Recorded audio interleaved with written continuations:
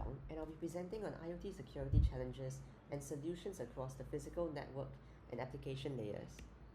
IoT devices face unique security challenges due to their requirement of minimal power consumption to prolong battery life and have limited computing capabilities, restricting the implementation of sophisticated cryptographic protocols.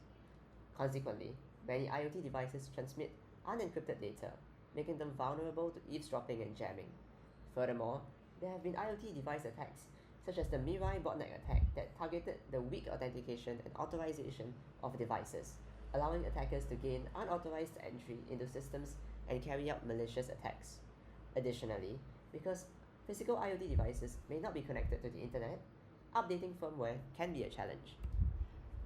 At the physical layer, IoT systems are vulnerable to eavesdropping and jamming attacks. Eavesdropping involves unauthorized interception of wireless communications, leading to extraction of sensitive information, while jamming disrupts transmissions with high-power interference signals. Because a jamming attack causes signals to be lost, IoT devices have to retransmit messages multiple times, depleting battery life and consuming bandwidth. In critical applications, such as medical devices, jamming can prevent essential data from reaching its destination, leading to potential safety risks. Cooperative transmission enhances security by having secondary devices relay signals with controlled interference. This creates constructive interference at the gateway, amplifying the signal, while causing destructive interference at potential eavesdropping locations. This approach simultaneously degrades eavesdropping attempts while strengthening signals against jamming attacks, without requiring costly hardware upgrades. At the network layer, attackers exploit fragmentation in protocols like 6LoWPAN to inject malicious fragments. An attacker may execute a fragmentation attack by injecting false fragments into an ongoing transmission. If the receiving node accepts these false fragments, the reassembled packet becomes corrupted, resulting in erroneous data processing. In sinkhole attacks, compromised nodes manipulate routing information to intercept network traffic. The compromised node can then selectively drop packets or modify data in transit, allowing them to spy on and manipulate sensitive information. Content chaining prevents fragmentation attacks by linking fragments with cryptographic hashes using a shared secret key. Without this key, attackers can't inject valid fragments since the hashes won't match, leading to rejection.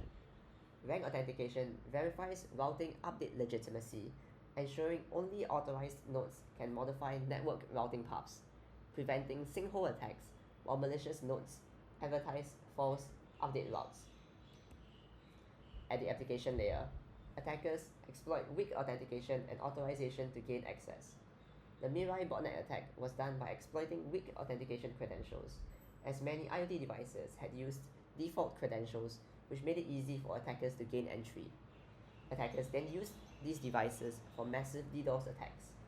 The cause of the KIA vulnerability was improper role-based access control, and it allowed unauthorized users to unlock and track vehicles with just the license plate number. To combat these attacks, IoT manufacturers should use proper security measures, such as forcing users to change default credentials and using strong authentication measures with proper role-based access control, and also disabling unnecessary ports to reduce the attack surface area. Looking forward, AI offers real-time threat detection capabilities that can detect threats across physical network and application layers to create a more secure intrusion detection system, while blockchain provides decentralized security through the use of immutable data records, which can store node reputation, helping to prevent sinkhole attacks. However, both of these approaches face implementation challenges. AI may be computationally intensive and not work well in IoT devices with low power resources, while blockchains have lower throughput as compared to traditional web infrastructure.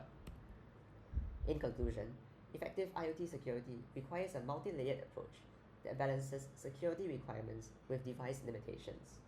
By implementing appropriate measures at each layer, organizations can leverage the benefits of IoT while maintaining security.